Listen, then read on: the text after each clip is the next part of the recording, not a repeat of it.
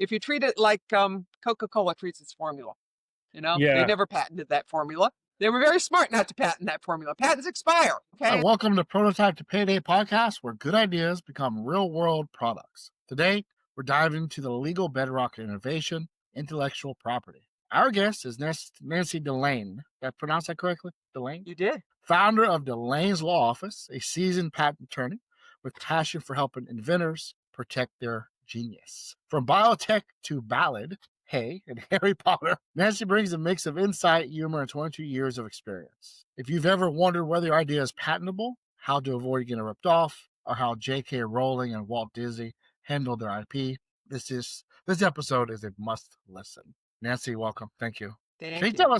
start off by telling us your origin story a little bit, where you came from, your background, all that good stuff. Oh, okay. Yeah, sure. Graduated in 1978. I will age myself from Smith College with a biology degree, which I probably never actually should have gotten. But I have this biology degree, went to work for a couple of years in a Nobel laureate think tank called Rockefeller University in New York City, working in a virology lab. And from there, I knew I didn't want to spend my life passing cell and growing virus. Didn't want to do that forever. 2 years after that, 2 years of that was plenty. And I left to go to graduate school at RPI. I went into a technical writing master's program, and I graduated with a degree in technical writing.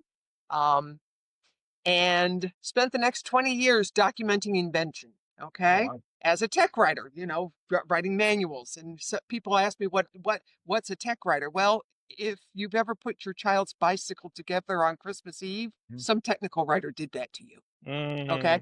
Mm. Um, So and you're the one. or if you've ever tried to figure out Microsoft Word, again, some technical writer did that to you. So I can blame you on the IKEA or the Oh IKEA yes, you can. Yeah, technical stuff. no, that's a graphic artist. That's not a tech writer. That's a graphic artist. Oh, okay. Anyway, as I said, I spent the next 20 years or so documenting invention as a tech writer. And I worked for companies like GE and 3M and RCA. And in the very beginning, I worked for a publishing house called Springer Verlag, New York. Okay, Springer is based in Heidelberg, but it has a New York branch, and it is just as German as its name, and they publish postgraduate level scientific books and monographs. Okay, so very niche market, and I was the computer science editor, and that was fun. I enjoyed it. One of the things I was the person who went around and got people to sign, got authors to sign their books and have Springer published. And one of the authors wanted to publish a book that had a software component, had a floppy disk. Now, this was back in the days when floppy disks were actually floppy. You could bend them. Okay, not everybody remembers those days. I do. And they had a huge amount of storage space on them. The big ones had 640K kilobytes of memory. Nobody I would ever use remember that all much this. space. Nobody would ever use that much space. But one of the things you could not fit into that 640K of memory was encryption software, because encryption software takes megabytes, not kilobytes. Okay, so we were publishing this supplement to our textbook with this software that didn't have any real means to protect itself. And it was back in the days, nobody really quite knew how to protect software. Was it patentable? Was it copyrightable? Could you trademark it? How do you protect this? Well, the powers that be at Springer kind of closed their eyes and squinched their faces up and went, right. So we hired the copyright lawyer to write the killer copyright statement for that piece of software that we were marketing with our book. And I was the computer science editor. It was up to me to work with her and not help her come up with the killer copyright statement, but be the point of contact. And it was fun. I enjoyed it. It was a good time. I learned a lot. And then I will date myself again. This was 1982 to 1984. I saw the check we wrote this lady, okay, or her firm. And for, I don't know, probably 10 hours work, that check had 5 figures in it. And I was sitting there going, damn, I'm in the wrong business. And so then life went on and life went on and life went on, and I left that job and found other jobs and got married and had a kid and got divorced. And as I was getting divorced, it occurred to me that, I need to either do this or not. I need to either go to law school or not. It had always been in the back of my head. I mean, I grew up on Perry Mason, all right? And it had always been in the back of my head, law school would be interesting. So I said, okay, it's time to do this. So I went to law school and graduated from law school, passed the New York bar, passed the patent bar. Here I am. It's awesome. Awesome. You kind of lost Brandon when you said Perry Mason. I don't think he knows. I don't think he knows what Perry Mason is. Again, I, dating myself. well, I I don't do think know it's about the dating. floppy disk though. I was know. around during floppy disk. My dad's a software engineer for NASA, so we had like the first consumer grade computer in our house. Actually, my parents still have it. It's like a That's very cool. My dad was one of the first kids on the block with it was an Apple II. okay. And it had 2 disk drives on it. Yeah, this was a DOS machine. There's no images. The floppy disk was way bigger than the floppy disk that most of us know. Yep. The 8.5 Yeah, inches versus the 5.25. yeah, and very cool. They had no hard drive. It's all floppy. Yep. Yeah, and I remember when computers started to have a gig of storage on them, it was a big deal. You get a whole no, yeah, a gigabyte, not yeah, Uh-huh. gigabyte. Oh yeah, Yeah, a gigabyte. That nobody would ever use yeah. a gigabyte of space. Oh my God, that's huge. It's enormous. So going to law school, what was one of the reasons you chose kind of, I guess, patent law as opposed to other type of law, maybe as opposed to Well, criminal law? I actually do a gamish of things. Okay, I do some patent law, um, and I do patents because I can. Okay, patents are a really good amalgam of the tech writing background with the legal background. Okay, because a patent application, it's something you develop, something you write. Okay, and it's an exercise in very specific technical writing. Um, don't tell patent lawyers I said that, by the way. They would all go, no, no, no, wrong, bad. We do other things. Well, yeah, you do, but basically you're right. Um, and so that's kind of what got me into patents per se. Intellectual property is just plain more interesting than other kinds of law. I would make a terrible divorce lawyer. No, wrong, bad. No, I don't need all that. Yeah. Um, I would make a really bad criminal lawyer, because one of the things you have to do is defend your client zealously. Well, if my client some drug dealer who's killing children, I'm going to have a problem defending that person zealously. Okay, I could not defend Ted Bundy. Um, and so, I do some business law, and I enjoy contracts and formations and all that stuff. Um, and I do some franchise law, and again, I enjoy contracts and trademarks and all that. I just kind of fell in it by process of elimination. Okay. It was actually the most interesting area of law. I don't want to do personal injury, don't want to do divorce, don't want to do, adoptions are cool. I would enjoy doing that, but I don't think you can make a whole career out of doing just adoptions. Um, wills and estates, yeah, that's interesting. It's okay. But I was kind of scared I would never find a client. Um, and you know, bankruptcy, I actually do bankruptcies, because it's going to be a cold day before I write a pro bono patent, but I can run somebody through the Chapter 7 system. That's an easy gig for me. Nice. So it was kind of the force of knowing what I didn't want to do, having the particular background I had, and just kind of going forward. Yeah. Yeah, I see how Yeah. your writing background, your degree in writing as well as your technical writing, that kind of flows right into this. It does. Yeah, that's really cool. Yeah, so let's jump. I have some questions about patents. So, one of the things that I always hear patent attorneys say is it has to be innovative, right? That's one of the requirements, or I'm unique. sorry, say that Unique. again. For patent law, it has to be a unique idea. The idea has to be unique. Well, not the idea. We can't protect ideas. Okay. I'm not the thought police. I cannot read what's in your head. Okay, I cannot protect an idea. You have to express that idea before I can protect it. Okay. Okay, and an idea can be expressed in many, many ways. Okay, and if a way there, you can have the same idea but have two patents on it. For example, I'm going to pick on an old example here, and that is a mouse trap. There's the old mouse trap that snaps the mouse's neck, Right. and then there's the have a heart traps. Totally different invention, same function, same idea. Okay, it captures the mouse. It entices the mouse in, and it traps it doesn't kill the animal. It traps it, and then you take the mouse out into the woods and you let it go. And God bless go forth and do your mousy thing. Um, and and so those are two very different expressions of the same idea, and each of them is patentable over the other because they're two very different. They're the same idea, but they work very differently. Right. Okay. Yeah, that makes a lot of sense. So, what is it that would qualify it as being unique or innovative? Like versus like if I have an eraser and I change the shape of it, is it then patentable or like what at what Probably not. If you point? have it, if you, ha- you know, I'm going to be looking at what's in the material for the eraser. Okay, Okay. is it a gum eraser?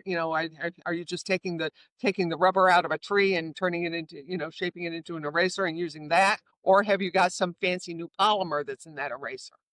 Okay, Right. the gum eraser is probably not going to be patentable because that's a product of nature. The fancy new polymer very well may be, but it will probably, we will probably go for the patent on the polymer rather than the patent on the use of the polymer as an Mm. eraser, unless the polymer is already patented for something else. In which case, yeah, Ah, okay. we can do a new use. Interesting. So you could patent either the use of it or the actual material itself. Yeah, my very first patent, I got a patent on a magnet.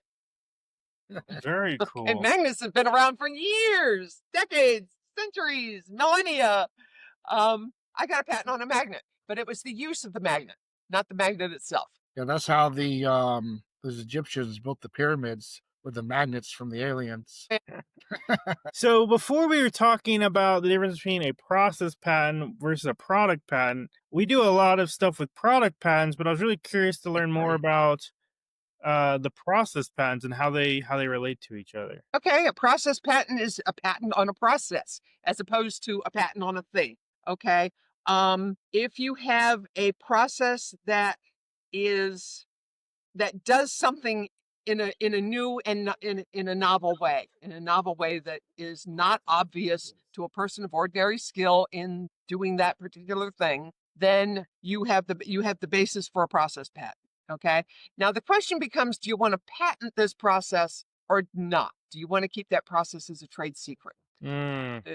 There are disadvantages to patents, and this is what I tell software engineers for the most part, because software can be patented. There are software patents out there, but what you're doing is you are disclosing the full software, the full, everything you do with that software, because you have to disclose the best mode of making and using the invention as of the date you file that patent application. Okay, that's required by that's the deal you make when you get a patent. Okay. Um, and if you're talking about processes, those get tweaked pretty easily. If somebody's out there raking leaves, and they're using an old rake, okay, and then somebody else comes along with a wider rake, or mechanizes the process through A leaf blower. puts a rake on a lawnmower, or puts a vacuum cleaner on a lawnmower. These things are all out there. And all of a sudden you have it, it's a different process, and you can get the patent on the process. But why would you want to do that, especially if it's a process that you're using to develop a product that you sell for a lot of money? Okay, and there's something about that product that's not patentable, but if you have the process in place that you can keep secret, then you've got a trade secret there, Yeah. which is which is a pretty cool thing to have. You know, it's not protected in the way that patent is protected. You know, it's not a constitutional guarantee that you can keep your trade secret. But if you just shut your mouth and keep the secret a secret and, you know, protect the secret properly, then you do have a protectable interest in that secret. And you know, if somebody misappropriates that secret, then you can go after them, because it's that kind of protection is all done with contracts and non-disclosures. Yeah, so actually, it brings up a question. So we have a very interesting process for design prototypes. It's unique to, as far as I know, every other design firm. It allows us to go, we can really collapse time with our process by the way we work with the client. So we have clients that are typically take a year to develop something. We're doing it in maybe 5 hours, or sometimes less than that even. And not always are we taking a year, but a lot of times we condense about a month of work into about 2 to 5 hours of our work. And I've not really ever thought about patenting it. It probably doesn't make sense to patent it, but I'm just kind of, well, I don't really know. I'm just kind of curious on your thoughts on. It's a simple process. It's not. If I disclose it to you, it would sound replicatable, but there's a lot of nuances that we do to make it functional. And it's the nuances that are going to give you that are going to give you the value in either the patent or the trade secret. Okay, Yeah. so you know, I'm gonna pick something out of the air. Suppose you have a process for pasteurizing milk. Right. Okay, and you know, that's a process in and of itself. Okay, you take the milk from the cow, you run it through you know, you run it through the pasteurization process, and you come out with pasteurized milk. Well, you know, suppose you have a way to pasteurize the milk and make it taste like it comes directly from the cow. Mm, Okay, um, that's something that you might be you know, you might be able to patent that process, or you might want to just keep it as a trade secret, you know, so that your company benefits from forever from that process. And you know, it again is protected by contract and non-disclosures, and you know, keeping the secret locked up. Okay, um, treat it like, if you treat it like Coca-Cola treats its formula. You know, they yeah, never patented that formula. They were very smart not to patent that formula. Patents expire, okay? that's And they would right. have had to disclose the formula all those years ago. And, you know, that would have told Pepsi you know, exactly what to do to emulate Coke. And, you know, Coke just did not see any value in that. It was just like, no, wrong, dead. So, you know, they have kept that as a trade secret for these many years. And they literally don't let the people who know the combination to that safe that holds that secret fly in the same plane. You know, it's like putting the president and the vice president of the Wow. United States on the same plane. Not going to happen. I didn't realize it was. I mean, I knew it's considered one of the most secure secrets in the world, or something like that. But that's a that's a whole different. That's very Yeah, they interesting. keep it tight. They keep that secret under very tight wraps. And you know, they've got non-disclosures between the parts of the factory that manufacture the various parts of Coke, and you know, and so nobody really quite knows what it is. Yeah, I Yeah, still it's believe they're also the only company that's still allowed to import the coca leaf as well. Import the coca leaf. yeah. That I don't know anything about. Yeah, Yeah, I I've believe I never heard read of that. that one. Yeah, I believe I read that because they sell it, they import it, and then from there they sell it to other companies, pharmaceutical companies, and stuff like that. But Mhm. something we might have to Google. But I'm pretty sure they're the only company in the U.S. that It's is allowed to do interesting. it. Yeah, I have no idea. I have no Yeah. idea. Now we had talked about a story with J.K. Rowling's uh protecting her as a IP Oh yes, story. J.K. Rowling. J.K. Rowling started off, you know, she was just a poor writer. She was a welfare mom. Okay, you know, she had a day job, and you know, she was a writer, yeah, but she wasn't making any kind of living at it. So you know, one day she sat down, and this little boy walks into her brain and sits down and stays there. So she writes a story about this little boy, and she shopped that story around for a long time. You know, it took her a long time to get that first book published. And finally, I think it was publisher 12 or 13 that finally took a chance on her, and they gave her a short print run, and they sold out. Boom. And then so they did another print run, and it sold out. Boom. So all of a sudden they said, oh, we've got something here.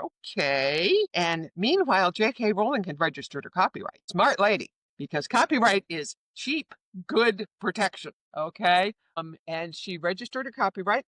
And, as this book kept selling and selling and selling and selling and selling and selling and selling and selling and selling and selling and selling and selling, and the momentum just grew and grew and grew and grew and grew. And thus Harry Potter was born, and, the world today has Harry Potter merchandise, Harry Potter theme parks, Harry Potter movies, Harry Potter books, Harry Potter this, Harry Potter that, Harry Potter fan sites. And she has taken and protected Harry Potter, both in terms of copyright and in terms of trademark. The words Harry Potter, name Harry Potter is a trademark, registered trade. Hogwarts is a registered trademark. Dumbledore is a registered trademark. Severus Snape is a registered trademark. Voldemort is certainly a registered trademark. So she protected not just through copyright, but also through trademarks. So Interesting. I did not and the result of realize that, of all course, the is that characters were also broken out individually. yeah, they're individually protected as trademarks. And of course, Wow. the result of this is J.K. Rowling is now one of the richest people. She's richer than the Crown of England. You know. So if she had not trademarked this and she just had the licensing deal with the publishing deal, how would that have played out differently, do you think? J.K. Rowling, her contract with the publishers gave her the creative control over the movies.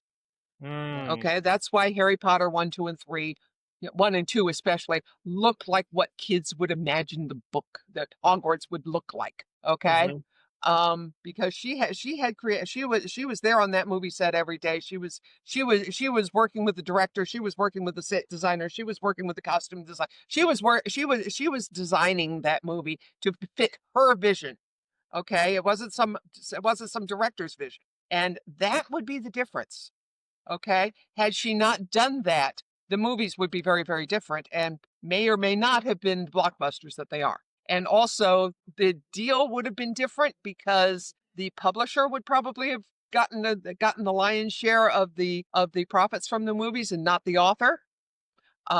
So she did that right. She really did. So what makes a good patent versus like what characteristics do people need to look out for with a patent? Because I hear well, actually, not only do I hear it, I've seen it where people patent things solely for the patent just so they can check a box. Yeah, what do you And there's thoughts nothing on? wrong with that. I'm a patent lawyer. Most patent lawyers, that's our bread and butter. Okay. Okay, It's not very often that we get a patent that is truly revolutionary. Okay. There are not a lot of those inventions out there. They do exist, but there are not a lot of them out there. Okay. But it's to get a patent, um it has to be a novel, useful, non-obvious thing that somebody came up with in their head. You can't patent, for example, a plant that grows it. You can't patent poison ivy. All right. You can patent a derivative of poison ivy that you grow, that you cultivate. Okay. You can get a plant patent on that, but it can't be something that you just find in the woods. Okay. Um, and it's hard to tell it's hard to tell what's going to be a profitable patent and what's not. There are some things out there that are just so simple that, well, duh, that just blow up become wildly popular. And there are some things right. out there that are much more complicated that sit there and do nothing. Okay. And a patent allows you to do that. You do not have to actually use a patent. You can prevent others from making, the whole purpose of a patent is to be able to prevent others from making, using, selling, offering for sale, or importing that invention. Okay? It's not so you can use it yourself. You can prevent others from doing it. And so it's hard to answer the question, what's the difference between a good patent and a not so good patent? It's hard. It really is. It's and you have to define what you mean by a good patent. Okay. Are you talking about a patent that makes money? Very few of them do. Are you talking about a patent that grows the knowledge base inventive world, a lot of them do that. Are Right. you what Well, what are you defining as a good patent? sure. I think for most people, when they're getting a patent, they want to stop people. They want to stop competitors from coming to their space. Okay. So I think that's the general consensus with patents. Though I also think it's overly. I think it's one of the most misunderstood things that when I have clients come to me that they think like, oh, I have a patent on it, so it has to be this way, and nobody else can mess with me because I have this patent. Yeah, but then there's an improvement that you can make, or you do it differently. Yeah, you have a patent, but patents expire. In the United States, they last for 20 years from the date you first apply for them. Okay. After that, they expire. Now, there are extensions that are granted if the government holds it up. Okay. The best example of that is a drug patent being held up by the FDA. Okay. Hmm. Um, Oh, I see what you're saying because you can't use it for an extended period you of can't, time. yeah, it gets stuck in the governmental process. Right. So Okay. it takes 25 years to get it through the FDA, and it's good for 20 years. So by the time it gets out to the BB Yeah, done. by the time it gets out, Right. I then gotcha. patent's no good. So, what's the point? Um, but if the FDA isn't quite that bad, I don't think. But yeah, the FDA can eat into a patent's life. Um, Sure, sure, sure. and or any other government, if it's a national security interest. If it's that's one that I see a lot of. This patent, and it can be a patent on a lighting fixture. Okay, and there's something in that lighting fixture that affects national security. Okay, it's gonna get held up by the national security people, and they're going to examine the invention and see, well, can we let this out, and uh and if they can, great, but the time that they've been examining it is time that gets tacked on to the end of the patent. So let me ask you this. For cars, like let's say obviously everybody knows a Jeep Wrangler. It's one of the more iconic cars. If I took I mean, I'm assuming they're patented. I don't know, but if let's just say for conversation's sake that it was a patented vehicle, if that's even something that would happen, could I then go and make a Jeep Wrangler that's 20 years old and sell it as my own if I put a different brand on it? If the patent has expired, Yeah. then yeah, it's in the public domain. Okay. It's in the public domain. Now, understand that a car is a complicated item, and it's not just one patent. Okay. Okay, there's going to be a patent on the carburetor. There's going to be a patent on the valving. There's going to be a patent on the exhaust. There's going to be, on the catalytic converter. There's going to be a patent on this. There's going to, it's a car is an amalgam of a bunch of patents. Okay. Okay, so you need to be sure what you're dealing with. Taking a car design and using it as your own 20 years later. You could, I suppose, but you might be running up against trademark. That's what I was Okay, wondering how that would because play very out. often the shapes of the cars get registered with the trademark office, Gotcha. Especially like a and Jeep, a certainly the Corolla. branding of the car. Jeep Right. Wrangler Right. is a registered trademark. So you need to Right. Right. Right. thoroughly rebrand, and so That makes sense. Yeah. one of those Tesla triangular things. That I'm 100%, 99.99999% certain that Tesla has trademarked the shape of their vehicle. Okay. Very interesting. Yeah. Um. Okay. Very cool. What's a typical cost breakdown from uh like a patent, like the search versus the application, the ongoing fees? What does that kind of look like? Well, certainly there are lawyer fees, and there are attorney Of fees that course. come into Yeah. this. And what the cost is depends in very large part to what law firm you're using. Okay. Okay, different lawyers price differently, so I can't speak to a standard cost. Some lawyers bill by the hour. I bill by the milestone. I don't think hourly billing is the best way to go for a patent or even a trademark. I bill by the milestone, and by if the patent office comes back with what's called an office action, which is we're not going to register this patent because, and they always have to tell you why, and you want to respond to that, then yeah, there are going to be lawyer fees involved. But you're probably looking at, over the life of the patent, 10 figures, or I'm sorry, 5 figures in Yeah. fees. Maybe 6. If it gets litigated, it goes up real fast. Okay, because you're going Yeah. to be paying litigation fees. Gotcha. Yeah, I think that's a pretty fair way. What about ongoing fees? Is there ongoing fees with patent or? You have maintenance once the patent issues.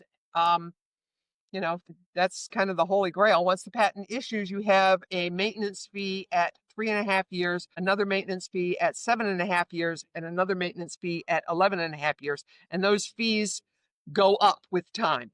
Okay. And they are the then current fees. It's not when the patent issues. You look at those 11.5 years. You're not Oh going to be wow. paying that fee. You're going to be paying the fee that's in place at 11.5 years from now. Okay. Wow. And as I say, there's so many things that can happen with a patent after it issues. Somebody can file to have the patent revoked. Somebody can file to have the patent re-examined. So it's impossible to say what fees would be, because there is no such Right. thing as a ordinary standard patent fee. It just Right. doesn't exist. Just yeah, exactly. I just want to have an idea of like what things to Yeah, consider if and if everything goes right and all the stars align, you're looking at low to mid 5 figures. yeah. That seems about what I hear a lot. Um so what would you say are some of your favorite patents? Change it up a little Some of bit. my favorite That patents. you Oh, that you've done. there are a bunch of stupid patents out there. But we talking about some of those. Sure, Um, yeah, whatever you there want. is. Oh God, this is funny. There is something called a mouse a bird trap. Somebody got a patent on this. What it is there is an opening that the bird is supposed to go into. Bird goes into the opening, and I don't know how they get the bird to go in. They probably put bird seed down or something. And at the bottom of the opening, there's a cat. It's a bird trap, and somebody got a patent on this. There is a patent out there, and this is a good one. This works well in hurricanes, okay? Because there's a patent out there where a house sits on a foundation that sits on a oh, my brain just fried. It sits on something that'll lower and raise the structure of the house. Okay, Oh, cool, like a jack the system. foundation lowers and raises on a hydraulic system. Okay, yeah, some Which jacks. Yeah. that's great for flooding conditions. Oh, you Um, mean like oh, interesting. yeah, I mean like when hurricanes hit in Texas, you know. Oh, Um, that's so crazy. I thought you just meant like they use these jacks to level houses and they use them to move No, no, houses no, and no. These go on. these are It's not permanently a house attached to jack. the house. It's literally a hydraulic system that raises the entire structure of the house and puts it back down again. That's pretty interesting. Yeah, that one was kind of weird. Let's see what else is out there. Oh, there are a bunch of things out there. I can't think of any others off the top of my head, That's but cool. those two came immediately to mind. I think I would just make the house float. That's a really good. I mean, seriously, if you're gonna go through that much energy to have a mobile foundation, why not just make the house buoyant? Why not just put it in a portable boat? That's a good idea. I don't think I've Yeah, seen that one. I mean they have floating homes, but I mean like build a stationary house. I don't know. That would be my suggestion if somebody came to me. I would just be well, instead of having this expensive hydraulic system, just make it have a Well, track that goes the up and down. problem, I can see it's a good idea, okay, but I can see a problem with it, and that is that water comes in waves, okay, This is true. and the waves would have a way of breaking the house apart unless it's structurally built to be on waves. Well, right. But if you're having to make it lift up, you're gonna have to have a very reinforced Yeah, foundation. you're going to have to reinforce the house anyway. But Right. that would be a different reinforcement from Yeah, it'd be being interesting to look at it from a cost perspective and see how it actually would play out. yeah, I mean, I haven't put a ton of thought in it. That's just the first thought that came to mind. But yeah, yeah. I mean, definitely, like if there's a tidal wave For sure. Well, where I'm at, it floods a lot. I'm in Uh-huh. Houston. We have, hurricane season, Hmm. and all the floods that I've ever experienced have never been a wave. It's always water raises quickly, Yeah, but the it's water just kind of rises. yeah, and you just can't. I know there are parts of where you have like washouts, and then the Yeah, you water have, comes in, but there are parts of the world where you have tsunamis. exactly. In a Um, tsunami, you definitely want the hydraulic system. yeah, and that tsunami. Well, I don't know if it depends on tsunami. Yeah, I don't think it's. I Depends don't on know how if the tall that jacks would help. tsunami is. Yeah, yeah. That's very interesting. That's a very interesting concept. Very interesting concept. Yeah. So Let's see. yeah, those are two of the odd and interesting patents out there. So what's the benefit of doing these trademarks earlier versus later on, or brand trademarks or patents early versus? Trademarks and branding.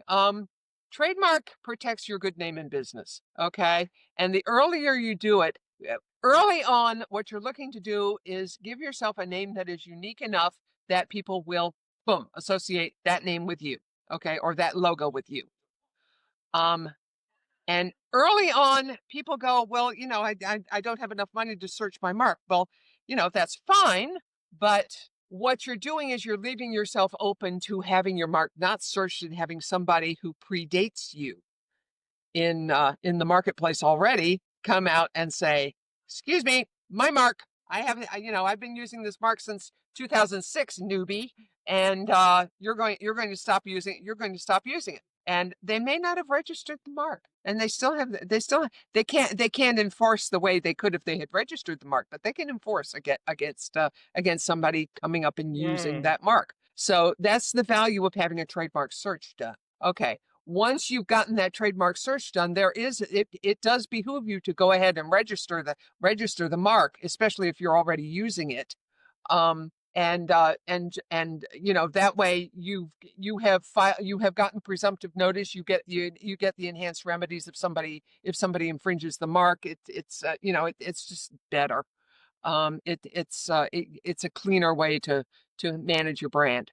And you can always amend a trademark filing. If your mark changes over time, you can say, this was my mark then, and we have amended we've taken this grain of salt off of the little girl walking in the rain for molten salt, and we moved it over here, or we've changed her dress up a little bit to make her more in tune with the times. You can amend a mark in that sort of way. Um, but usually people, once they have a mark, that's their mark. I have two trademarks. One of them is my logo. One of them is my tagline. And let's see, I've got I've Hmm. got the I've got my business card here, and you can see the logo and the tagline. It Oh, says, nice. That is one yeah, and they are intense both logo. registered trademarks. I walk my own walk, Very and uh, cool. and the logo is something that, no, I did not design. I wish I did.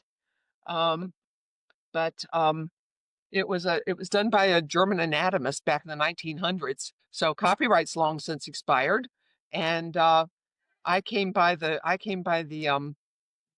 drawing quite honestly, and figured, I'd been casting around for years looking for a trademark for my business, and Hmm.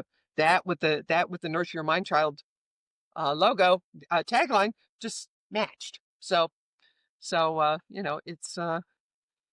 it's and now when people hear Nurture Your Mind Child, I'm getting to the point where people go, oh, that's still Delane Law Office. Or they see that logo, oh, that's still Delane Law Office. It's Yeah. like in Schenectady, New York, there's a street there called Erie Boulevard. It's big main street in Schenectady.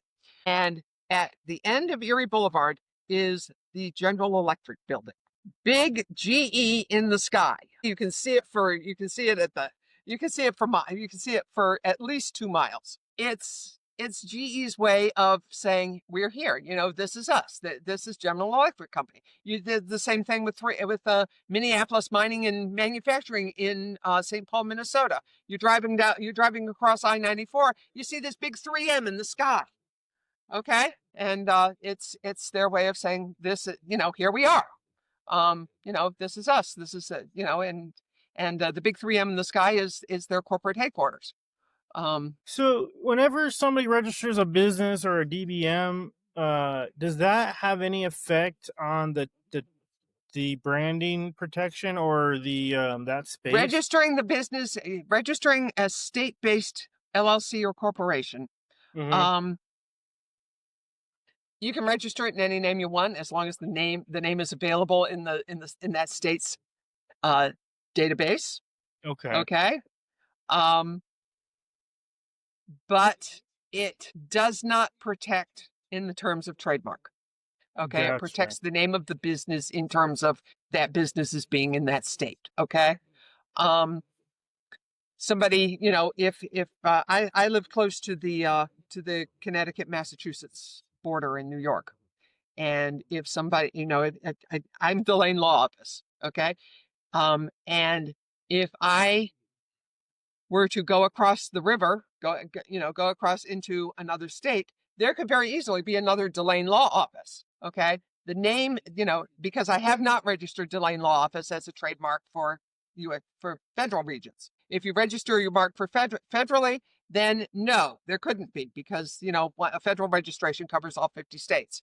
But the business name is good in the state in which it's registered. Right. That makes sense. Interesting. Yeah, that makes a lot of sense.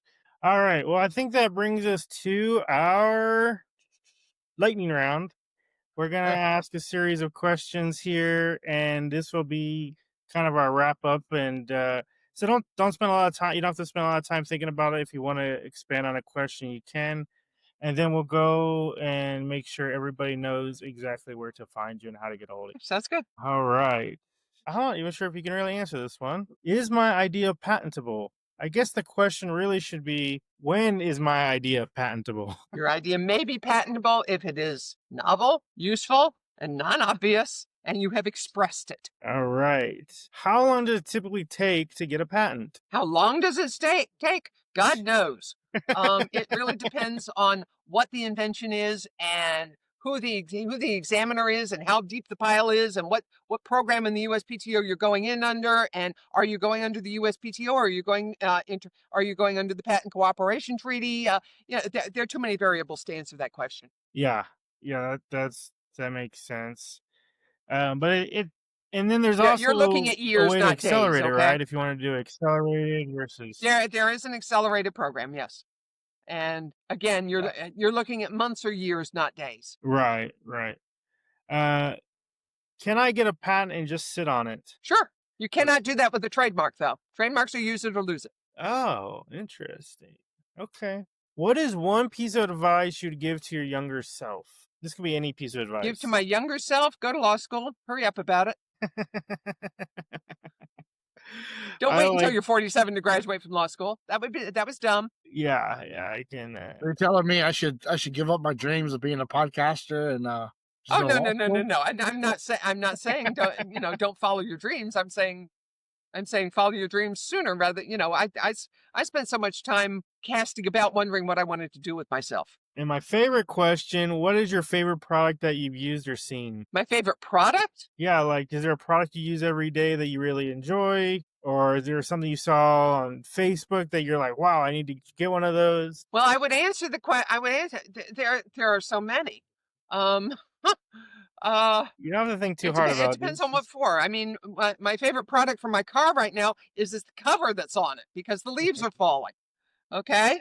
My favorite product for my desk would be something to hold all the freaking paper that's sitting here. I need to get one of those. My favorite product for my favorite computer is an Apple. There are so many. My favorite product for for getting the leaves up is a vacuum cleaner for the lawn. Interesting. Yeah. Thank you for sharing that. That's a lot. Yeah, I like gadgets that are high quality, like I can't use words right now. They have really nice finishes on them. Like, I like things that are machined. I have like this pocket knife, like things like that. I really enjoy just the nuances of a quality produced product. That's something that I always get excited about. I like Yeah, things that do what they're supposed to do. Yeah, that too. Yeah, my there's favorite product is a TV remote. Just sit there you there. go. Those too. You know, I got one of these new TVs, and it's a smart TV that integrates with Alexa, and I can Uh-huh. either talk to the remote. I don't ever have to scroll anymore. I can just talk to it like a phone, Uh-huh. and it finds. I can say, find me a movie in this genre with this actor. It'll find it. And it'll figure Uh-huh. out what platform it's on. It'll recommend all the different platforms that I can choose it from. Yep. Or I Yeah, can just talk to my Alexa, and it I will have the turn the same TV thing. on and find the. I have the same thing, but It's I so don't trust it. crazy. I'm sorry. I'm What? sorry. That's just too much. That's just giving to AI too much power, if you ask me. I like it because I'm not a big movie person myself. I don't know what's going on. So in the rare moments that I want to watch a movie, I just say find me a movie, and it finds a movie for me. And I don't have to figure out what platform to go to or any of that stuff. Yeah. I like Yeah. that. Or if I want to pause a movie, you know, I can just pause a movie. I actually really Yeah, I have a I don't mind hitting the button. I figure yeah. it's exercise. I've gone nuts with my house. I made it completely smart. There's cameras everywhere. The blinds automatically open with the sunset, and like the air conditioner, the lights, like everything that I could make smart, I pretty much did. Wow. The Okay. fans. Yeah, we're doing well with having quad plugs all over the place. Yeah, there's nothing wrong with that. It's almost too much because, like you said, you never have to get up for anything. You can just Yeah. Yeah, uh, and therein lies the danger for me. You know, because if I could sit and have Rosie the Jetsons robot maid bring me stuff all day, I would. But okay. and what's one piece of advice you'd give to a first time inventor? That's what I'm trying If to you say. will Inventor. excuse the French, STFU. Okay? When you talk about your invention, you start a clock. That clock lasts for 1 year. It does not last for 1 year and 1 day. It lasts for 1 year.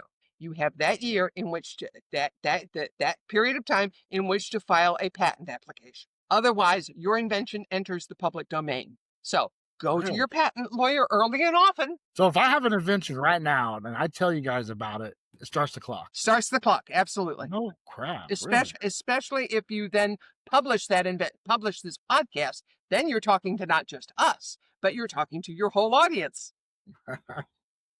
Right, Interesting. right. Yeah, if it's like an internal meeting, then it's hard to show record of it, right? So that wouldn't really count. Like if Yeah, you know, it's fine to disclose the invention under privilege. You know, your attorney will talk to you under privilege. You know, I don't sign non-disclosure agreements because when I'm talking to a client, it's under privilege, and privilege trumps a non-disclosure. Okay. Mm. And you know, I've had clients ask me to sign non-disclosures. I'm like, but we're under privilege, and if we sign a non-disclosure, that gets rid of privilege. So why do you want to do that? And oh, I hadn't thought of that. So you know, Yeah, anyway, interesting. um, but you know, for somebody who's not your lawyer, you know, if you want to develop something with somebody, then sign the non-disclosure agreement. Okay, have them have them you know, have them sign the non-disclosure, and don't talk about it to anybody until they have signed that non-disclosure. Yeah, that makes Except the sense. lawyer. Talk to the lawyer under privilege. Yeah, we send out non-disclosures that are ready to go. With all of our clients so that it's they don't have to worry about bringing their own to the table. Find it goes a little easier. Yeah, and then where can people get in touch with you? You can always find me on the internet at ipattorneyfirm.com. That's Put I that as in down here. intellectual, P as in property, attorneyfirm.com. Or you can send me an email. Well, email is where all good communication goes to die. I really wouldn't communicate with me first by email, because that's my last means of, that's the last place I look. Okay. But you can communicate with me on LinkedIn. I'm there, Nancy Baum Delane. And spelling of the name. Let's do the spelling of the name.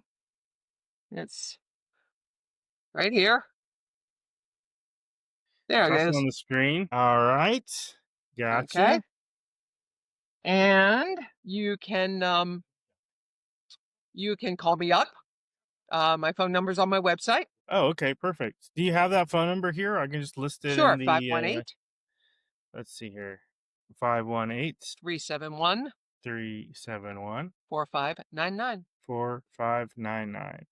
All right. Well, thank you so much for coming on today and sharing This your has been an wisdom with us. absolute pleasure, Brandon. Thank you.